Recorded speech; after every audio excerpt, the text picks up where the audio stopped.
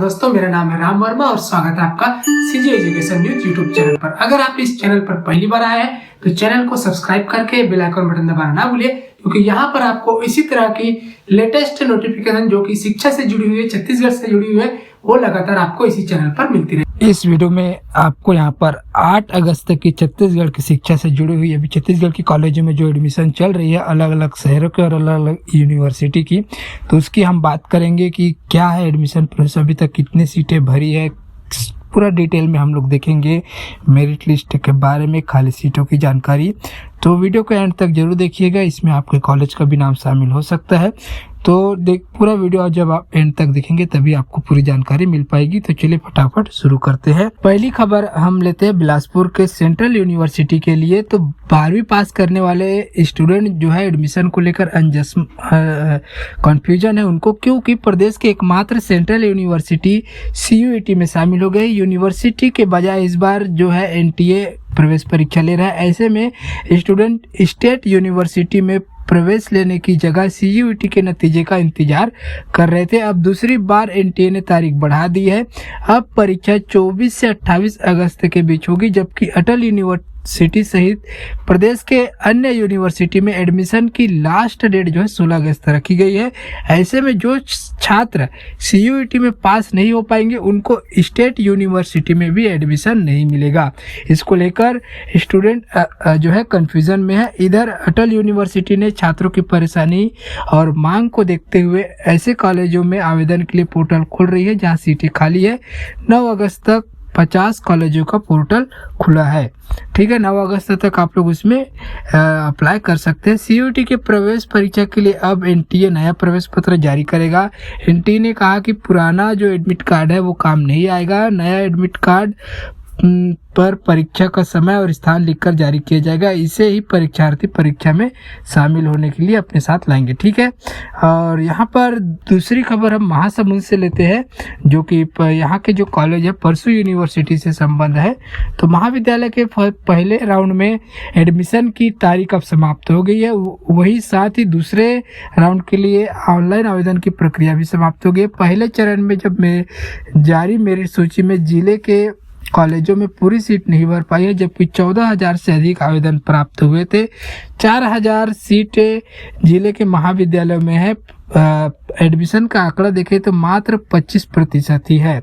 एकमात्र महाप्रभु कॉलेज में 60% प्रवेश हो चुका है, लेकिन बाकी के कॉलेजों में केवल 25 से 30% ही एडमिशन अभी तक हुआ है। अब पॉसिबिलिटी है कि इन कॉलेजों में 16 अगस्त से पहले पूरी सीटें भरने की यहाँ पर चांसेस है। पूरी सीटें दूसरे चरण में पूरी होगी। पहले चरण के एडमिशन के बाद बाकी के जो आवेदन और सेकंड राउंड में किए गए आवेदन की नई सूची आज महाविद्यालय के ईमेल पर पहुंचेगी। सोमवार को कॉलेज खुलते ही प्रबंधन द्वारा मेरिट सूची जारी करके बता दें कि इस बार कॉलेजों द्वारा मेरिट सूची जारी की जा रही है। पहले राउंड में सामान्यतः 75 OBC 70 कट ऑफ गया था, इसलिए कम अंक पाने वाले स्टूडेंट का नाम सूची में नहीं आ पाए थे, लेकिन दूसरी सूची में इनके नाम आने की संभावना है। अभी भी 35 से 50% सीटें खाली है। अगली खबर हम लोग देखते हैं रायगढ़ से।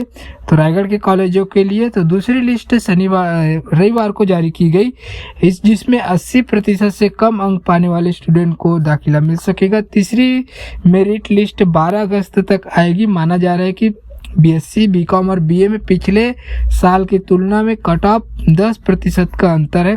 कॉलेजों में दूसरी लिस्ट भी जारी कर दी गई है। इस लिस्ट में भी बैचलर ऑफ आर्ट्स में भी जनरल कैटेगरी का कट ऑफ 72%, तो BSc बायो में 77% तक कट ऑफ गया। ऐसे में दूसरे राउंड में भी अच्छे अंक लाने वाले स्टूडेंट को ही यहाँ पर जगह मिलेगी। दूसरी लिस्ट में स्टूडेंट का दाखिला सोमवार से होगा। सभी कॉलेजों में सीटें खाली रह गई है, क्योंकि अच्छे स्टूडेंट बड़े शहरों में एडमिशन लेना चाह रहे हैं।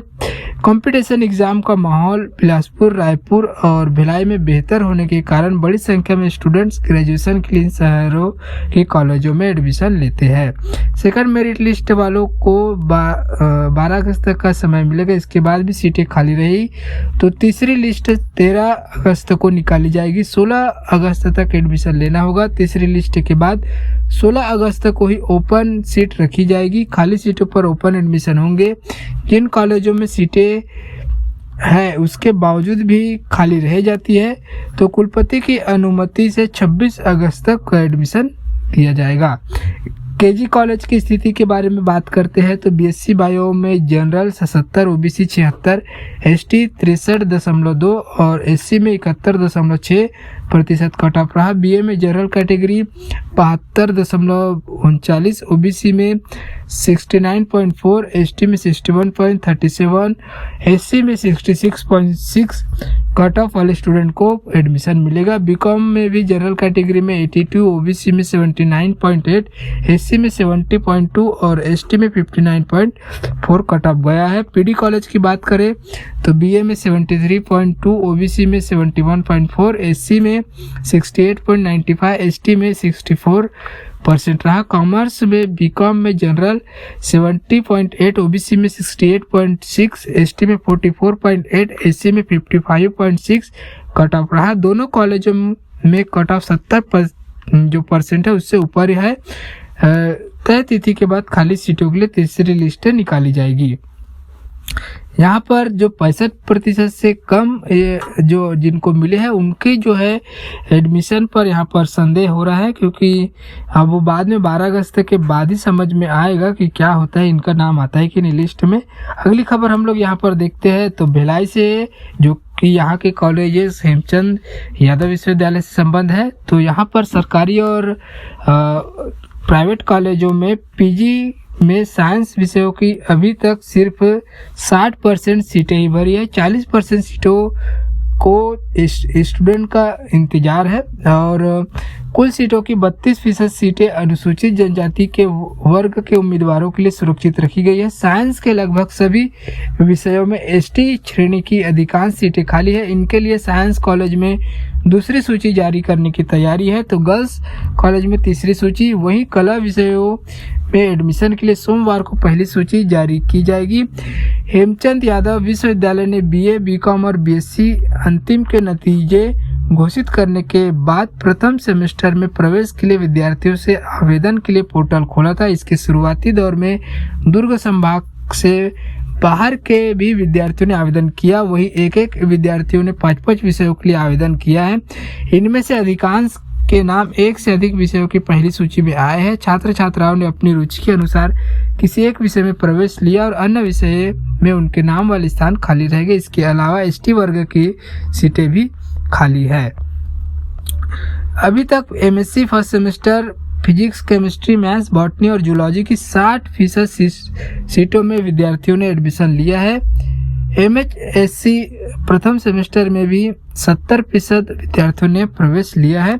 साइंस के लगभग सभी सीटों में एसटी कैटेगरी की अधिकांश सीटें खाली है। ऐसे में एसटी वर्ग के स्टूडेंट का प्रवेश न लेना चिंता का विषय है।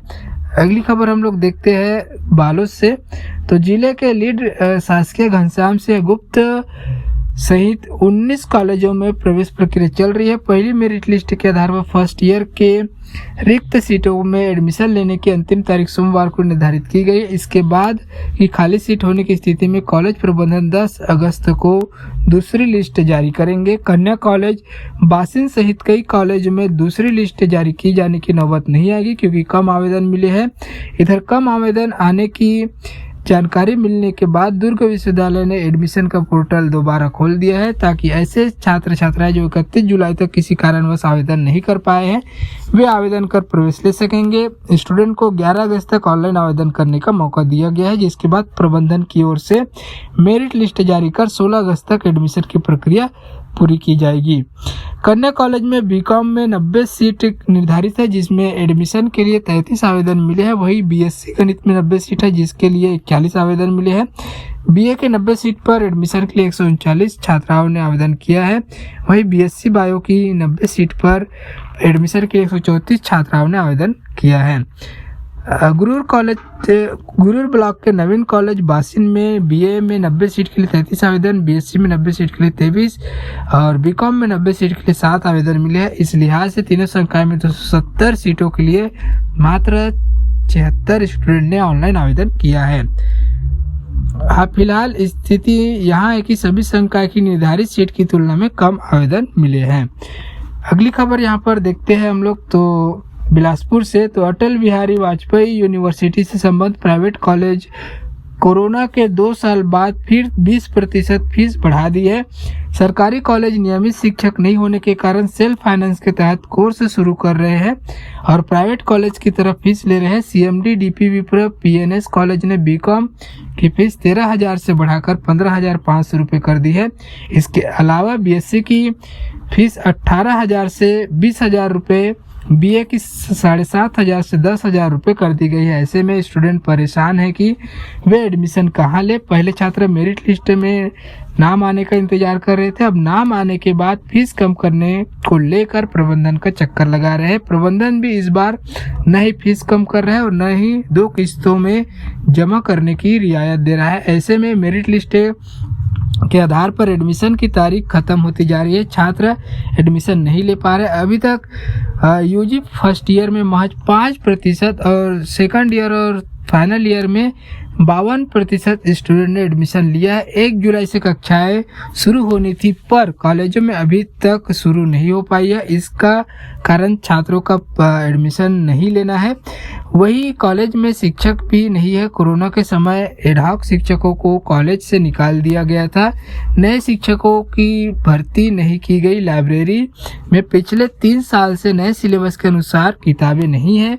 इसे छात्र खुद से भी पढ़ना चाहे तो भी नहीं पढ़ पा रहा है। इसकी शिकायत लगातार छात्रों द्वारा कॉलेज व यूनिवर्सिटी से की जा रही है। अभी तक कॉलेजों और यूनिवर्सिटी ने निर्णय नहीं लिया है। यहाँ पर 60 सरकारी कॉलेजों में शिक्षक के 783 पद खाली है और अतिथि शिक्षकों की भर्ती के लिए अभी तक आदेश नहीं आया है। डीपी में 90 की जरूरत है लेकिन सिर्फ 58। सीएमडी में भी 27 शिक्षकों की यहाँ पर 5,000 जो स्टूडेंट है उसकी पढ़ाई सिर्फ 27 शिक्षक ही कर रहे हैं।